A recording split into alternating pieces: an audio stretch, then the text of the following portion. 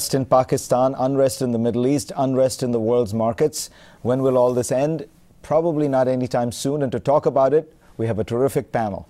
Bret Stephens was the youngest person to hold the title of editor-in-chief at the Jerusalem Post. He is now the foreign affairs columnist for the Wall Street Journal. Dominique Moisy is France's big thinker, whose latest book says the Western world is ruled by a culture of fear, the Islamic world humiliation, and the Asian world hope. Nicholas Kristof is the New York Times columnist who lived in Asia for almost 13 years reporting for the paper. In those years, he visited every Chinese province and every main Japanese island. Rashid Khalidi is a New York-born Palestinian-American who is now a distinguished professor at Columbia University and has advised the Palestinian side on peace talks with Israel. Welcome, gentlemen. Let me ask you, Rashid, about the collapse in oil prices. Has got to be hurting Iran, Venezuela, Russia, but it's also got to be hurting in the Arab world. I mean, the Arab world, Saudi Arabia, the Gulf, these are small countries with smaller populations. Right. So, you know, instead of getting enormous amounts of money, they will merely get large amounts of money.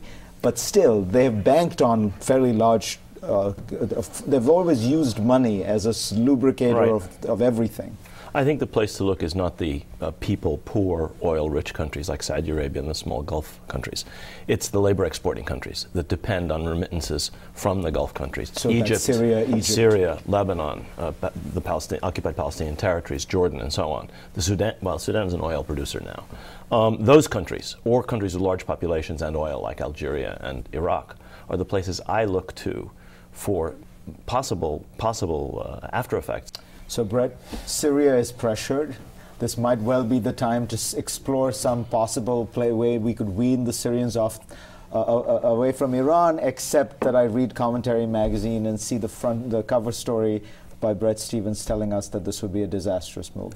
Well, look, there's the difference between theory and practice. In theory, it's a wonderful idea. Syria ought to behave like an Arab country, but typically, that is to say that its alliances should be Iranian because it is not, because the Iranians are Persian and not Arab. But we have a 30-year history now of growing stronger ties between the Assad clan, Hafez the father, Bashar the son, and the Iranian regime. And we also have an 18-year history going back to the first Madrid peace conference in late 1991 of efforts between Israel and Syria to have some kind of rapprochement.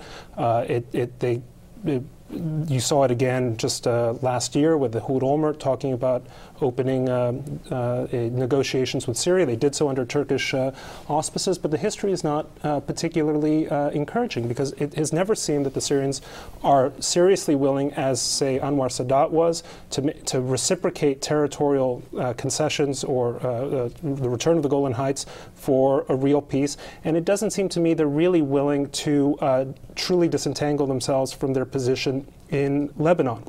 And that's the other piece of this. What do you think? I think everything that Bret said is completely wrong, of course. Firstly, the Syrians and the Israelis were close at least twice, and I would blame both the Israeli, the Syrian, and the American participants in those efforts for not pushing the thing through. Secondly, Syria's connection with Iran, you're right, here you were right, is a long-standing one, and I don't think they're going to give it up easily. And I think that those in Washington who dream this will be a cheap and easy separation of Syria from Iran are wrong. I think if you want to get the Syrians, you have to at least begin both a package deal with the Iranians and you have to deal with the Palestinians. Bashar al-Assad said it very bluntly. You want a cold peace? You can have a cold peace. Easy. They were a few acres of stinking mud away from a deal twice. Assad the father, Prime Minister Rabin, Netanyahu. So why do you think it failed? It was just bad luck? Well, I don't think it was pushed as hard as it should have been by for one thing, by either the Clinton administration or by President Bush the first. I just think that's mistaken. You have this 900-page monument called The Missing Piece by Dennis Ross testifying to incredible efforts by the Clinton administration to bridge the differences. You had two long sets of negotiations in Maryland and West Virginia that came a cropper. And that wasn't simply because the candlelight wasn't the mood wasn't right there. Isn't that precisely a reason then to push the Syria buttons? That I mean, I take your point about the plenty of signs that there are discouraging reasons for hoping that it'll work, but I don't see any reason not to try. I think the administration is right to at least attempt to see if something there, to test Bashar And maybe it won't work. Well, but one thing to do is to go back and look at the reasons that it didn't work under President Clinton and under President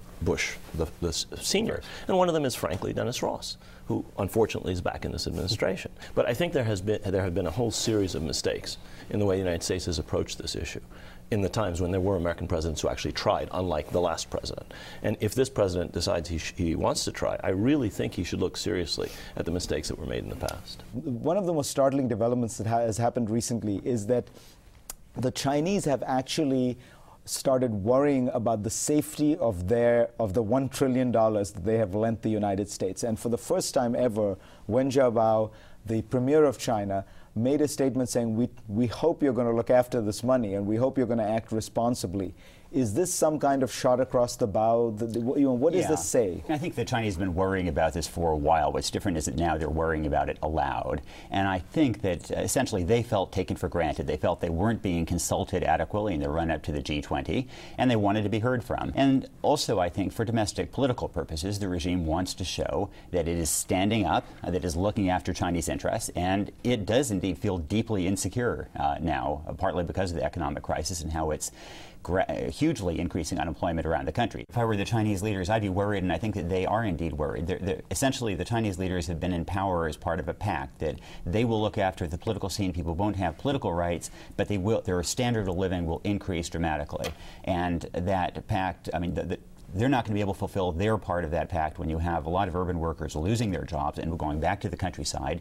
People are much better connected than they ever were before, and maybe most importantly, they're less afraid than they were. And so I think you do see the regime being really nervous about where this goes.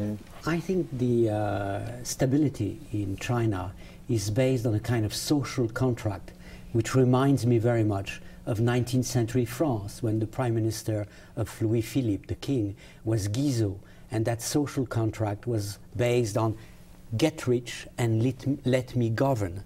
And the Chinese have said to their people, get rich and let power to us. The problem is that that presupposes the continuation of growth. What happened when growth no longer continue? At that time, the Chinese may say, well, we'll let you govern, and you promised us something which is not coming any longer. So that's the end, in a way, of the social contract on which stability was based. Well, Dominique, let me ask you, we've heard a lot about American competence in terms of dealing with this global economic crisis, but a lot of people have begun to worry about European competence. I mean, Paul Krugman, Martin Wolf, these people now write, the real problem is not really whether America has the exact right stimulus package or the exact right bank bailout, but that Europe just does not have the tools to deal in a coordinated way with this massive problem. And just so that our viewers understand, this is a huge problem because the European economy is the same size as the American economy. And, both occupy about a quarter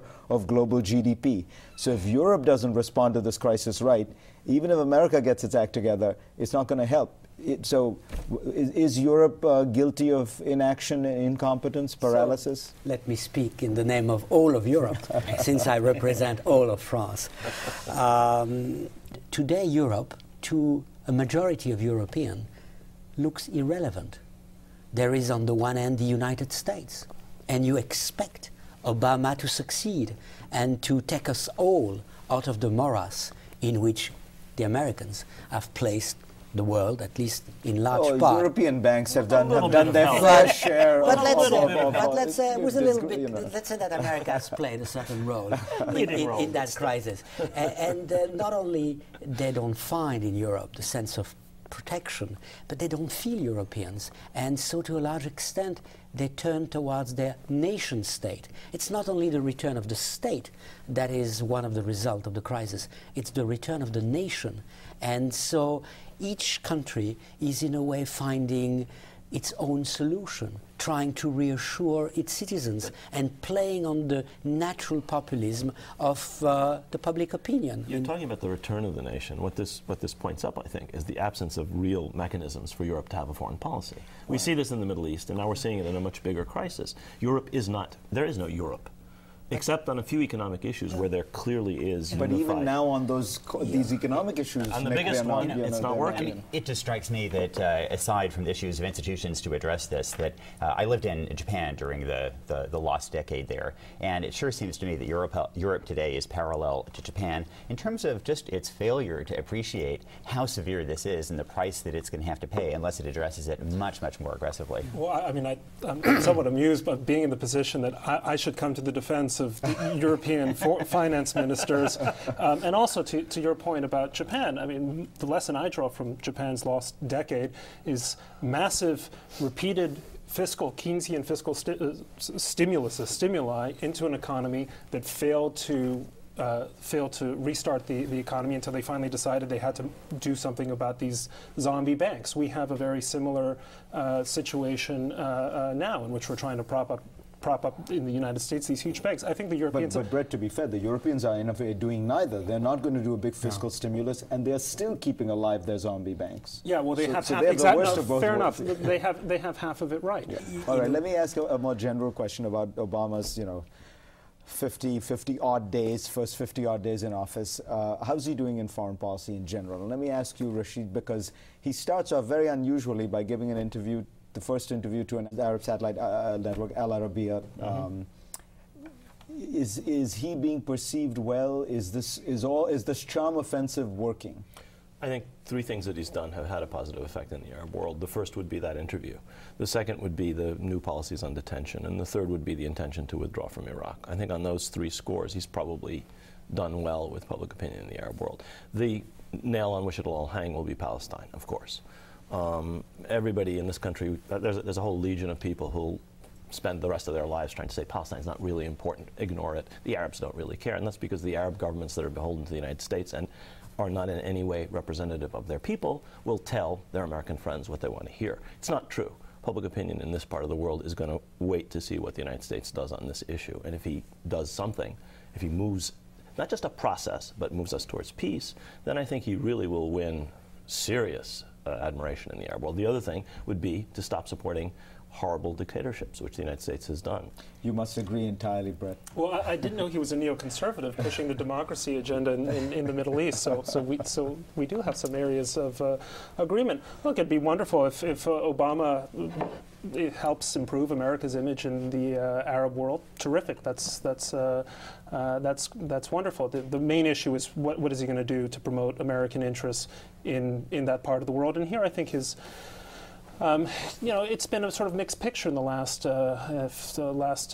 the first 50 days of his administration. I think he gave a very good speech on Iraq, for instance, a very careful, reasonable withdrawal that leaves a substantial number of troops and is in accord with the SOFA, the Status of Forces Agreement. The great question, of course, is what is going to happen with Iran. That, to me, not Palestine, is the central issue, because as Iran goes nuclear, all kinds of dominoes fall, the psychology changes, the situation changes dramatically. The Obama people seem to be taking it pretty seriously, and seriously enough to talk seriously to the Russians about whether they can get some pressure placed on them.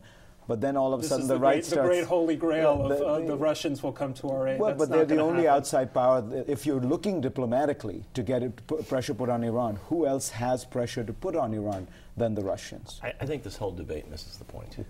The Iranians have reasons for wanting to develop nuclear weapons, if indeed they are doing that. What the president said in answer to Helen Thomas's question in his first press conference, talking about nuclear non-proliferation, is in fact the only way you may prevent Iran from having nuclear weapons, if in fact they intend to do that. If you go to war with them, if you go to war with them, they will have them anyway. They'll be angrier. They'll be infinitely more nasty. But they're probably going to have them anyway. To be fair, I don't think Bret was. No, I'm not suggesting he is suggesting that, but our options might well be. I don't no, need our options, to preclude that option for you. War is the second worst option here. The options are very limited, but one of them should be trying to figure out a way to denuclearize the Middle East, which means you prevent them from having weapons and you somehow build down that Israeli nuclear arsenal. Dominique, you have the last word. Well, I think seen from Europe, Europeans are expected America to save the world economy, and they are not desiring to see America bring them in more in Afghanistan or somewhere else. And there is that same dichotomy in Europe as in the United States. We like very much what Obama is. we not necessarily appreciate all the time what Obama does. And from that point of view, this distinction between essence and performance unites Europe and the United States. On that rare moment of transatlantic unity, Dominic Moisy, Rashid Khalidi, Mick Christoph, Bret Stephens, thank you all very much.